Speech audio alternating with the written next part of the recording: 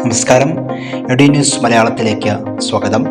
പരിസ്ഥിതി സംരക്ഷണ പ്രവർത്തനവുമായി ബന്ധപ്പെട്ട് പുതിയൊരു അപ്ഡേഷനാണ് നൽകാനുള്ളത്.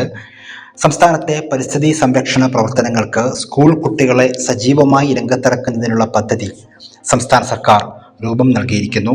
സംസ്ഥാന വനം വകുപ്പിന്റെ നേതൃത്വത്തിൽ സ്കൂളുകളിൽ ദി എക്കോ കേഡറ്റ് കോർ എന്ന പേരിൽ പദ്ധതി നടപ്പിലാക്കാനാണ് തീരുമാനം. നിലവിൽ സ്കൂളുകളിൽ പ്രവർത്തിക്കുന്ന സ്റ്റുഡൻസ് കേഡറ്റ് കോർപ്സ്, NCC തുടങ്ങിയവയുടെ മാതൃകയിലായിരിക്കും ഈ പദ്ധതിയുടെയും പ്രവർത്തനം. പരിസ്ഥിതി പ്രവർത്തനത്തിൽ താൽപ്പര്യമുള്ള 8 മുതൽ 10 വരെ ക്ലാസ്സുകളിലെ വിദ്യാർത്ഥികളെ ഉൾപ്പെടുത്തിയാകും പദ്ധതി നടപ്പിലാക്കുക.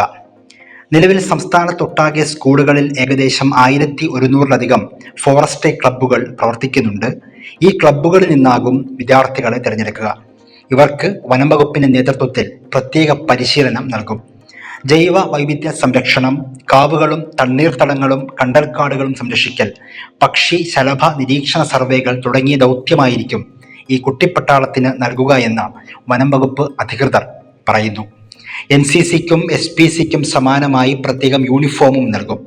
ഇൻസ്റ്റിറ്റ്യൂട്ട് ഓഫ് ഫാഷൻ ടെക്നോളജി തയ്യാറാക്കിയ ഒലിവ് പച്ച നിറത്തിലുള്ള പാൻസും കാക്കി ഷർട്ടും എക്കോ കേഡറ്റ് കോർ എന്നെഴുതിയ ബാഡ്ജും തൊപ്പിയുമായിരിക്കും ഈ പരിസ്ഥിതി സംരക്ഷണ സേനയുടെ യൂണിഫോം എന്നും അധികൃതർ വ്യക്തമാക്കി.